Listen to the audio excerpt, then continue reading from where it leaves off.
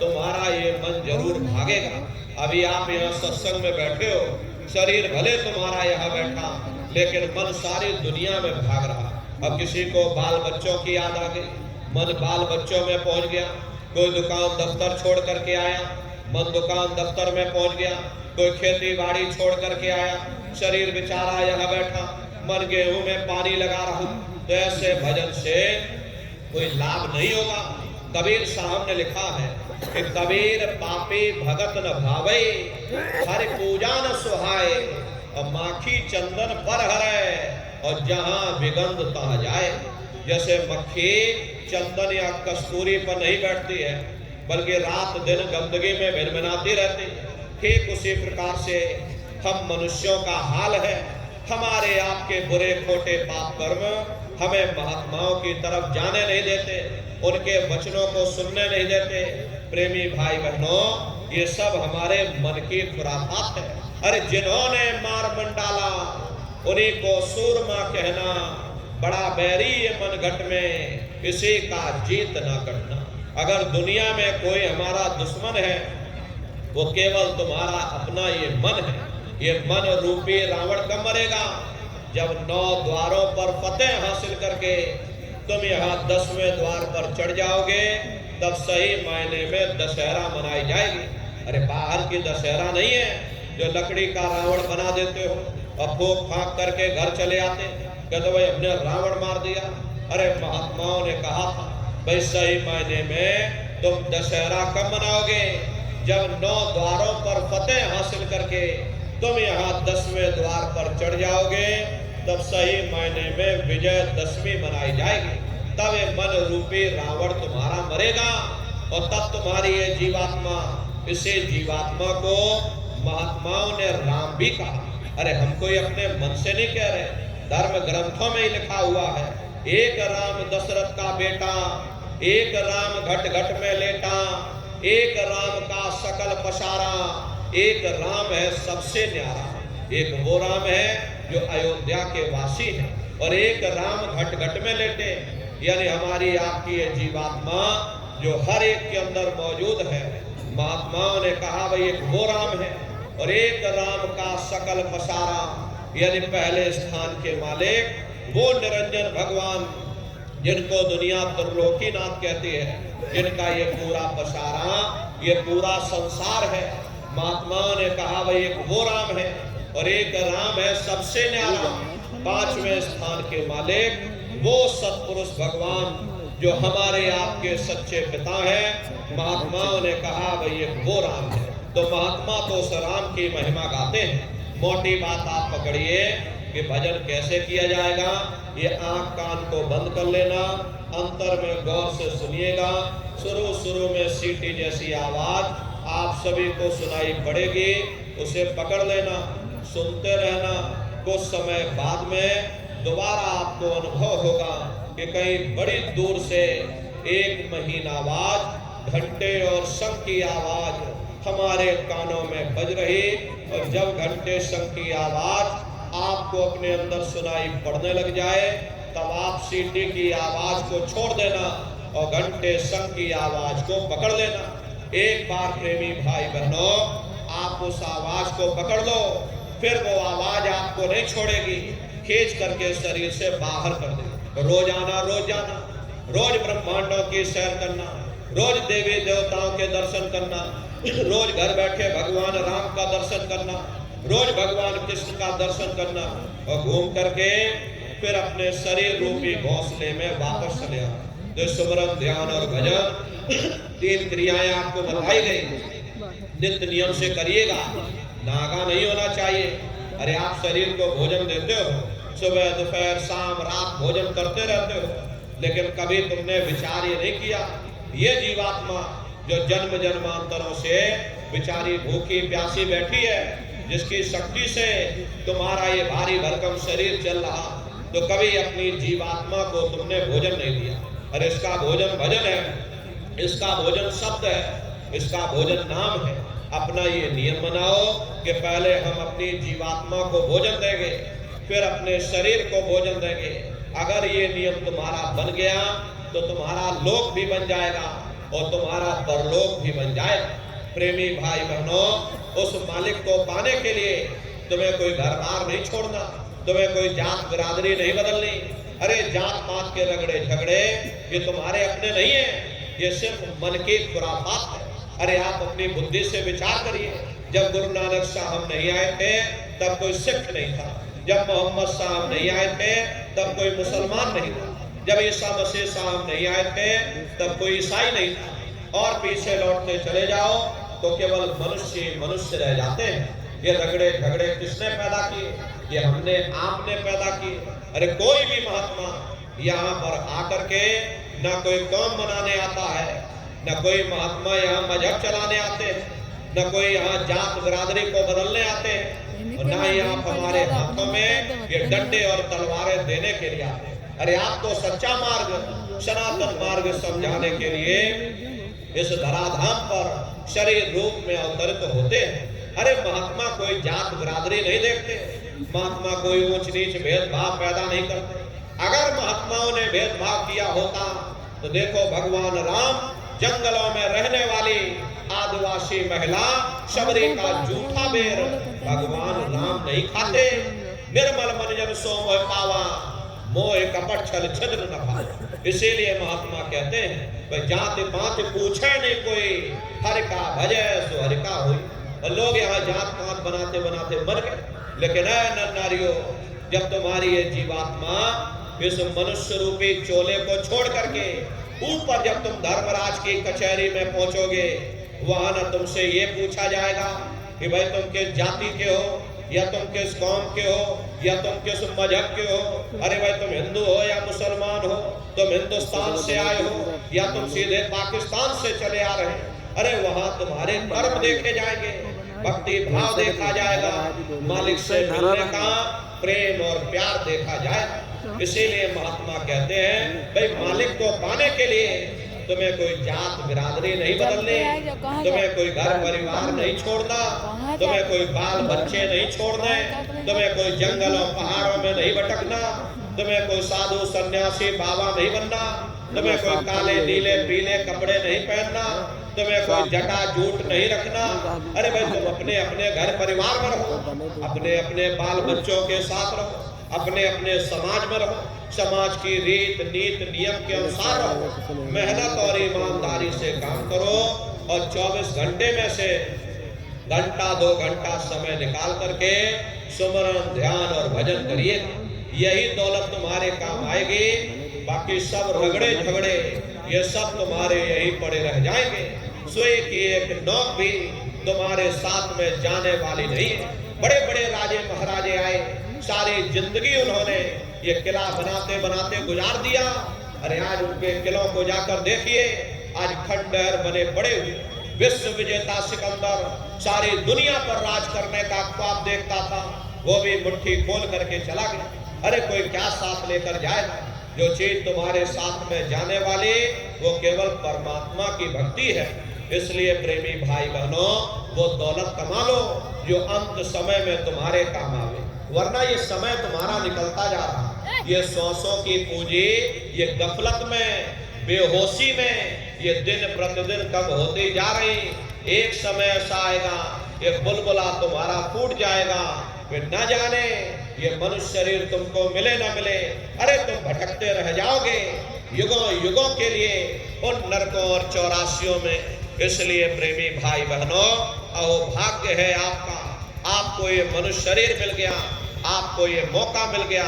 इस मौके का लाभ उठाओ, मनुष्य रूपी मंदिर में बैठ करके वो आत्मधन कमा लो, वो खजाना कमा लो जिससे तुम्हारी जीवात्मा का कल्याण हो जाए।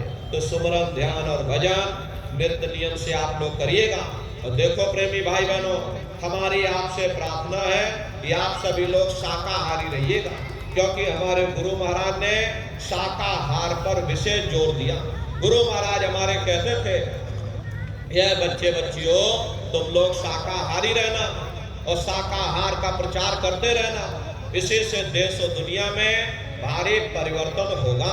प्रेमी भाई बहनों, अरे परिवर्तन कोई कानून बनाने से नहीं होगा, परिवर्तन कोई फांसी देने से नहीं होगा, परिवर्तन कोई आंदोलन तोड़फोड़ या हड़ताल करने से नहीं होगा। परिवर्तन तब होगा जब लोगों के विचार बदलेंगे, लोगों की भावनाएं बदलेंगी, और विचार जब बदलेंगे जब लोगों का खान पान शुद्ध होगा।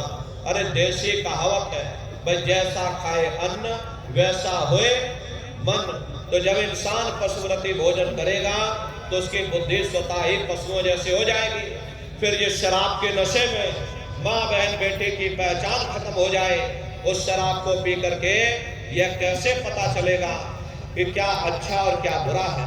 यही कारण है कि आज घर समाज में ये दुनिया भर के अत्याचार और दुनिया भर के व्यभिचार फैले हुए। अरे हम लोग देखिए मंदिर बनवाते हैं, उन मंदिरों में नहा धो करके जाते हैं, कहते भाई परमात्मा के रहने की जगह है, हमको नहा धो करके जाना चाहिए, फूल अगरबत्ती ले जाना चाहिए।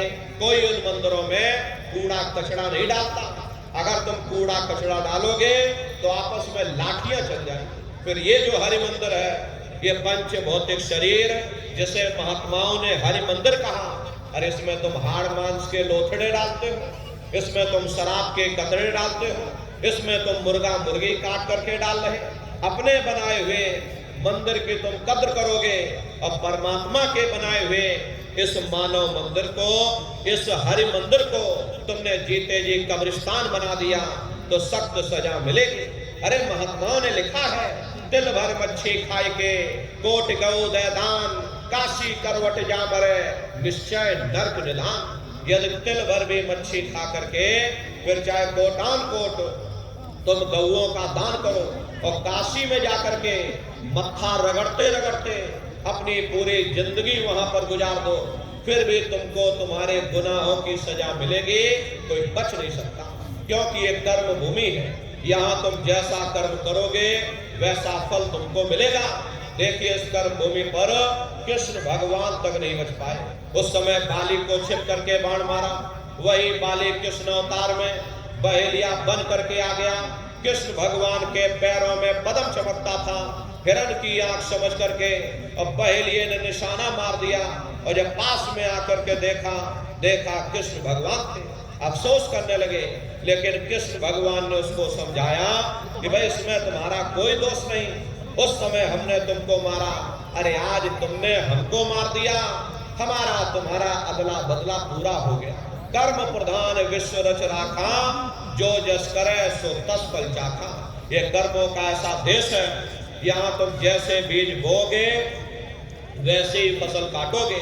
इसलिए प्रेमी भाई बहनों, हमारी आपसे प्रार्थना है कि आप सभी लोग शाकाहारी रहिएगा। ये तरह तरह की बीमारियां जो आज के समय में आ रही, इसका मुख्य कारण एक ही है, लोगों का खान पान गंदा हो गया। अरे आप अपनी बुद्धि से विचार करिए, इंसानों के खून में जब जानवरों का खून मिल जाएगा, इंसानों के अंदर जब जानवरों के कीटाणु पहुंच जाएंगे, तो न जानवरों की दवा काम में आएगी न इंसानों की दवा काम में आएगी। तो परिणाम क्या होगा? ऐसी महामारियां फैलेंगी।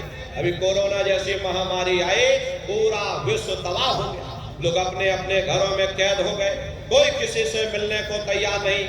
न जाने कितने घर परिवार उजड़ गए, न जाने कितनी लाशें बह गई, न जाने कितने बच्चे अनाथ हो गए, न जाने कितनी माताएं विधवा हो गई। लाखों लाख रुपया लेकर के लोग अस्पतालों के चक्कर काटते रह गए, एक ऑक्सीजन का सिलेंडर नसीब नहीं हुआ। कारण क्या है? कारण यही है, जब जानवरों के कीटाणु इंसान के शरीर में प्रवेश कर जाएंगे तो ऐसी महामारियां आने वाले समय में और फैलेंगी। हमारे गुरु महाराज परम संत बाबा जय गुरुदेव जी महाराज सन 70 के दशक में भविष्यवाणी किया करते थे, बच्चा आगे नई नई बीमारियां आएगी, पहले बीमारियों की हवा चलेगी, फिर बीमारियों की आंधी आएगी, फिर बीमारियों की सुनामी आएगी। अरे लाशें पड़ी घर घर में सड़ेगी, बचाने वाला मिलेगा ना कोई, जमाना बदलेगा, कहे जय गुरुदेव पुकार जमाना बदलेगा। इसलिए हमारी आपसे प्रार्थना है कि आप सभी लोग शाकाहारी रहिएगा। कोई ऐसा नशा मत करो जिससे बुद्धि तुम्हारी पागल हो जाए और घर में माँ बहन बेटी की पहचान हो। अरे आप अपने आप को कट्टर हिंदू मानते हो, अरे भाई हम कट्टर हिंदू हैं, हमसे बड़ा सनातनी दुनिया में कोई नहीं, हम भगवान राम को मानने वाले और हम भगवान कृष्ण को मानने वाले। अरे भाई, आप राम को मानते हो और आप कृष्ण को मानते हो तो उनके आदर्शों पर भी चलना सीखो। भगवान राम ने कभी नहीं कहा कि तुम मांस खाओ, या भगवान कृष्ण ने कभी नहीं कहा कि तुम शराब पियो। जितने देवी देवता अवतार हुए सभी यही कह करके गए, अहिंसा परमो धर्म। अगर हमने किसी को बनाया नहीं तो मिटाने का अधिकार हमारे पास नहीं। अरे आप इंसान हो, इंसान का काम है दया करने का, दया धर्म का मूल है। इसलिए आप जीवों पर रहम करो, रूहों पर रहम करो। सभी लोग शाकाहारी रहना और शाकाहार का प्रचार अपने अपने क्षेत्रों में बराबर आप लोग करते रहिएगा। अरे सतयुग कैसे आएगा, राम राज कैसे आएगा? राम राज कोई भाषण देने से नहीं आएगा, राम राज कोई नारा लगा देने से नहीं आएगा, राम राज कोई भगवा फहरा देने से नहीं आएगा, राम राज कोई हिंदू मुसलमान करने से नहीं आएगा। अरे भाई, राम राज जब आएगा जब लोगों के अंदर अच्छे विचार आएंगे। वरना राम के समय में भी रावण जैसे असुर होते थे, कृष्ण के समय में भी कंस जैसे असुर होते थे। अरे तब भी लड़ाइयां होती थी, तब भी युद्ध हुआ करते थे। राम राज का मतलब है अच्छे विचारों का आना, और अच्छे विचार जब आएंगे जब हर इंसान मानव धर्म का पालन करेगा। अरे मानव धर्म क्या कहता है? सत्य, दया, हिंसा, प्रेम और करुणा, यही मानव धर्म का आधार है। जब मानव के अंदर मानवता आ जाएगी, मानव के अंदर दया आ जाएगी, मानव के अंदर करुणा आ जाएगी, ये मानव दूसरों की पीड़ा को अपनी पीड़ा समझने लग जाएगा। अरे जब इंसान के अंदर इंसानियत आ जाएगी तब सही मायने में देश में राम राज आ जाएगा। इसीलिए महात्माओं ने कहा कि राम राज को लाना है तो पहले मानव धर्म अपनाना है। मानव को पहले मानव धर्म अपनाना पड़ेगा, मानव को मानवीय गुण अपनाने पड़ेंगे। इसीलिए हमारे गुरु महाराज कहकर गए, बच्चा गांव गांव जा करके तुम हमारे संदेशों को जन जन के बीच में पहुंचा दो। गांव गांव के लोग शाकाहारी हो जाएं, गांव गांव के लोग सदाचारी हो जाएं, गांव गांव के लोग चरित्रवान हो जाएं, आंखों में माँ बहन बेटे की पहचान कायम हो जाए। तो जब हमारा ये पूरा गांव बदल जाएगा तो पूरा समाज बदल जाएगा, निश्चय ही कलयुग में सतयुग आ जाएगा। इसलिए प्रेमी भाई बहनों, धर्म के प्रचार में आप सभी लोग अपना अपना योगदान दीजिएगा। देखिए हमारे गुरु महाराज को, हमारे गुरु महाराज परम संत बाबा जय गुरुदेव जी महाराज ने एक अच्छे समाज के निर्माण के लिए, चरित्रोत्थान के लिए, लोगों को शाकाहारी और सदाचारी बनाने के लिए 116 वर्ष की आयु तक अथक मेहनत और परिश्रम किया। हमारे गुरु महाराज ने अपने गुरु की याद में मथुरा दरबार में इतना विशाल मंदिर बनवाया। गुरु महाराज हमारे कहते थे कि बच्चा, मंदिर का वो देवता वहां पर बैठ करके बरकत बांट रहा। अरे आप लोग आइए, वहां कोई रुपया पैसा नहीं चढ़ाया जाता, कोई चंदा चुटकी नहीं। अरे आप लोग आए, मंदिर के देवता के सामने अपनी एक बुराई को चढ़ा दीजिए। वहां पर बुराई चढ़ाई जाती है कि हम आज से मांस मछली नहीं खाएंगे, हम आज से अंडा शराब का सेवन नहीं करेंगे, हम आज से झूठ नहीं बोलेंगे, हम आज से किसी को धोखा नहीं देंगे। अरे आप अपनी एक बुराई चढ़ा दो, आपकी एक मनोकामना पूरी होगी। ऐसा वरदानी मंदिर हमारे गुरु महाराज ने अपने गुरु की याद में मथुरा दरबार में बनाया है। गुरु महाराज हमारे कहते थे कि बच्चा, इस मंदिर के मुंडेर से यदि कोई पंछी भी गुजर जाएगा उसे मानव योनि मिल जाएगी। ये महिमा गुरु महाराज गा कर गए। गुरु महाराज हमारे कहते थे, बच्चा, दरबार में तुम बराबर आते जाते रहना, दया दुआ आशीर्वाद लेते रहना, मंदिर के देवता के सामने अपने गुनाहों की माफी मांगते रहना। समय न मिले महीने में आ जाओ, महीने में समय न मिल पाए 6 महीने में आ जाना, 6 महीने में समय न मिल पाए तो साल भर में आ जाना। और जिसको साल भर भी समय न मिला तो महात्मा कबीर कह गए हैं, दरस बरस न कर सके ताको लागे दोष, कहें कबीरता दास की कभी न पावे मोक्ष। गुरु महाराज हमारे मन से कहते थे, नर नारियों, मैंने जो कुछ पाया है वो अपने गुरु की बदौलत ही पाया है। अगर तुम मेरे गुरु को ही भुला दोगे, बच्चा, मैं तुमको भी भुला दूंगा। अरे छोड़ दिया जो मथुरा खितौरा, चैन कहीं ना पाओगे, होगा तेरा कोई न सहारा, आखिर में पछताओगे। इसलिए प्रेमी भाई बहनों, हमारी आपसे प्रार्थना है, अपने दरबार में बराबर हाजिरी देते रहना। वो हम प्रेमियों का गुरुद्वारा है। देखो शंकर भगवान और पार्वती जी उत्तराखंड की तरफ चले जा रहे थे। चलते चलते शंकर जी ने जमीन पर लेट करके दंडवत प्रणाम किया। पार्वती जी ने पूछा कि भगवान ये बताइए, यहाँ ना कोई पेड़ है, ना कोई पशु है, ना कोई पंछी है, अरे आप किसको प्रणाम कर रहे हैं? तब शंकर जी ने उत्तर दिया कि पार्वती या भूमि की क्या कहो वर्णन भाग्य, 10,000 वर्ष पूर्व संत रहे यही जाग। हे पार्वती, इस जमीन के बहुत बड़े भाग्य हैं।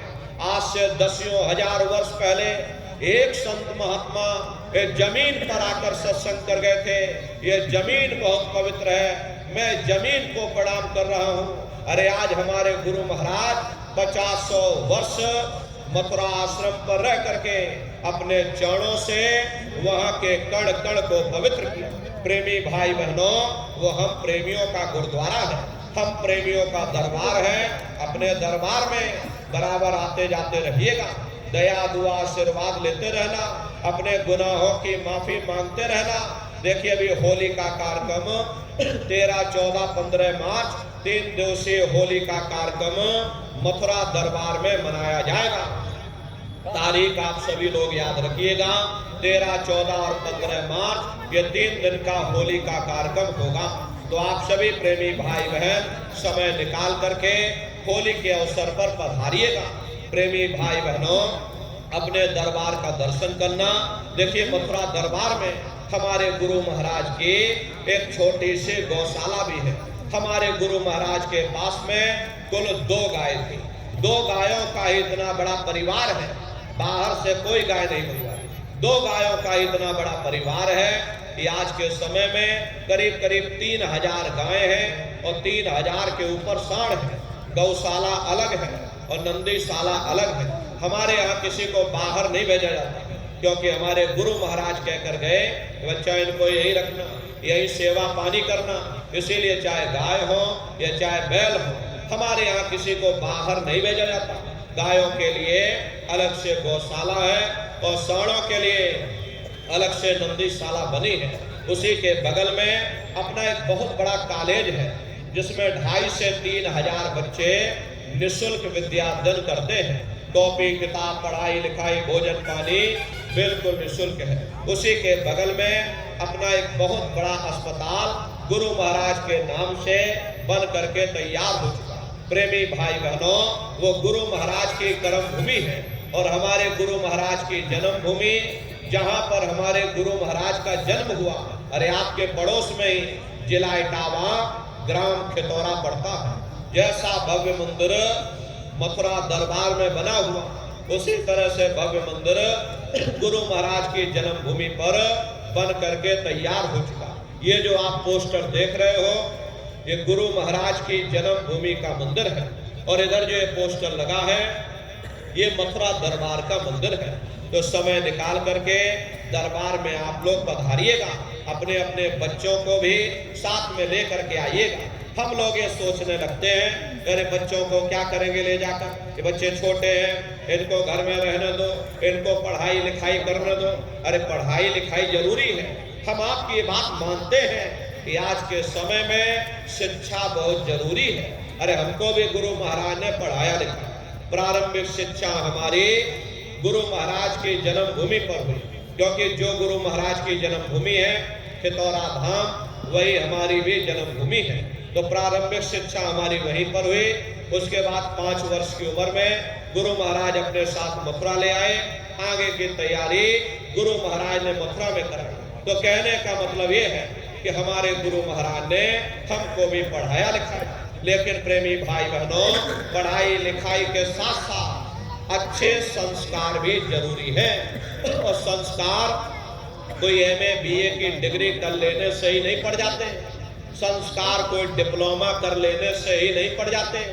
अगर MA BA की डिग्री कर लेने से ही इन बच्चों के अंदर संस्कार पड़ गए होते तो हिंदुस्तान में इतने वृद्धाश्रम न खोले जाते।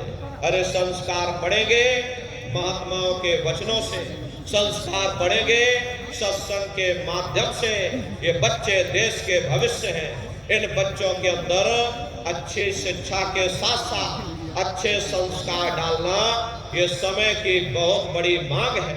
अरे आज के समय में बच्चों के अंदर संस्कारों की कमी देखी जा रही, वरना पहले के समय में अकेले माँ बाप अपने 4-4 बच्चों को पाल लेते थे, लेकिन आज के समय में वही 4-4 बच्चे, वही MA BA और डिग्री और डिप्लोमा किए हुए बच्चे अपने माँ बाप को रोटी नहीं खिला पा रहे। शादी हो जाती है, घर परिवार बांट करके रख दिया, जमीन जायदाद बांट करके रख दी, चूल्हा चौका बांट करके रख दिया, यहाँ तक कि बेचारे बूढ़े माँ बाप को भी बांट करके रख दिया। 10 दिन तुम हमारे घर छोड़ दो और 10 दिन बाद ले जाओ अपने घर रोटी। अरे सब क्या है? ये संस्कारों की कमी है। ऐ माताओं बहनों, ये बच्चे तुम्हारी धरोहर है, ये बच्चे तुम्हारे जीवन की पूंजी हैं। अरे अपनी पूंजी को संभाल करके रखिएगा। इन बच्चों को आप बचपन से तैयार करो, इनको अच्छी शिक्षा देना, इनको अच्छे संस्कार देना, इनको शाकाहारी बनाना, इनको सदाचारी बनाना, इनको चरित्रवान बनाना, और इनको भी तुम राम और कृष्ण बना दो। यही बच्चे बड़े हो करके अपने माँ बाप का नाम रोशन करेंगे, घर और समाज का नाम रोशन करेंगे। इसलिए प्रेमी भाई बहनों, अपने अपने बच्चों के साथ, इष्ट मिष्ट परिवार वालों के साथ आप सभी प्रेमी भाई बहन होली के कार्यक्रम में कृष्ण भगवान की नगरी मथुरा में आप सभी लोग सब परिवार सादर आमंत्रित हैं। आप लोग पधारिएगा। सुमरन, ध्यान और भजन बराबर आप लोग करते रहना। इतना जान लो प्रेमी भाई बहनों, ये रास्ता बिल्कुल सच्चा है। आप करोगे तो आपको अनुभव होगा, दिखाई भी पड़ेगा, सुनाई भी पड़ेगा। अरे तुम्हारा लोक भी बन जाएगा और तुम्हारा परलोक भी बन जाएगा। इसलिए नित्य नियम से 24 घंटे में से घंटा 2 घंटा समय निकाल करके अपने अपने घरों में बैठ करके सुमरन, ध्यान और भजन नित्य अभ्यास आप लोग करते रहिएगा। इसी के साथ अब हम अपनी वाणी को विराम देते हैं। आप लोगों ने अपना कीमती समय हमको दिया, इसके लिए आप सभी प्रेमी भाई बहनों को बहुत बहुत साधुवाद है। कहने सुनने में यदि हमसे कोई गलती भूल चूक हुई हो, अरे हम छोटे हैं, आप सभी लोग हमारी माताएं बहनें बूढ़े बुजुर्ग हमको छोटा समझ करके आप सभी प्रेमी भाई बहन हमको क्षमा करिएगा।